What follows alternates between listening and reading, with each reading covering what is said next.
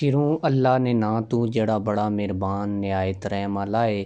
ਤਹਿਰੀਕ ਲਬੈਕ ਪਾਕਿਸਤਾਨ ਵਾਸਤੇ ਇਸ ਵੀਡੀਓ ਦੇ ਅੰਦਰ ਬੜੀ ਖੁਸ਼ਖਬਰੀ ਏ।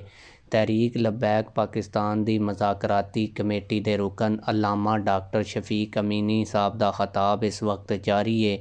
ਡਾਕਟਰ ਸ਼ਫੀਕ ਅਮੀਨੀ ਸਾਹਿਬ ਦੇ ਹਵਾਲੇ ਦੇ ਨਾਲ ਬੜੀ ਖਬਰ ਏ। ਇਸ ਤੋਂ ਇਲਾਵਾ ਡਾਕਟਰ ਸ਼ਫੀਕ ਅਮੀਨੀ ਸਾਹਿਬ ਉਹ ਸ਼ਖਸੀਅਤ ਨੇ ਜਿਨ੍ਹਾਂ ਹਰ ਵੇਲੇ ਤਹਿਰੀਕ ਲਬੈਕ ਪਾਕਿਸਤਾਨ ਦਾ ਕੰਮ ਅੱਗੇ ਹੋ ਕੇ ਤੇ बढ़ चढ़ के ਕੀਤਾ। ਉਹ ਤਹਿਰੀਕ ਲਬੈਕ ਪਾਕਿਸਤਾਨ ਮਰਕਜ਼ੀ ਸ਼ੂਰਾ ਦੇ ਰੁਕਨ ਵੀ ਹੈ ਨੇ ਤੇ ਤਹਿਰੀਕ ਲਬੈਕ ਪਾਕਿਸਤਾਨ ਦੀ ਮੁਜ਼ਾਕਰਾਤੀ ਕਮੇਟੀ ਦੇ ਅਹਿਮ ਹੈਡ ਔਰ ਅਹਿਮ ਰੁਕਨ ਨੇ।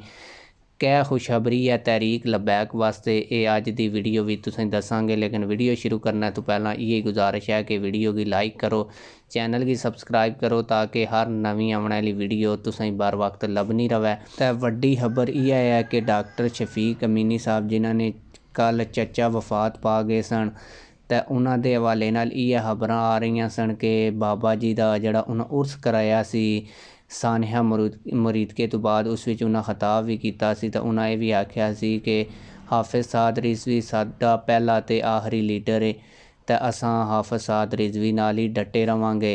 तो उस तो बाद उन्होंने जिहड़ा आस्थाना सी उसकी पुलिस ने घेरिंदा सी उन्हें गिरफ्तार करने वास्ते। कुछ लोगों आख्या कि डॉक्टर शफीक अमीनी साहब गिरफ्तार हो गए हैं तो कुछ लोगों आख्या कि डॉक्टर शफीक अमीनी साहब बच निकले ने। तो हुण भी जिहड़े मुज़ाकरात हुकूमत दे नाल चल रहे हैं वो डॉक्टर शफीक अमीनी साहब ही उन्होंने हैड कर रहे हैं।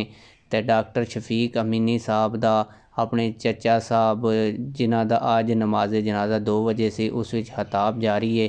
जैसे ही खिताब भी आवेगा वो भी तुहाडे नाल शेयर करांगे।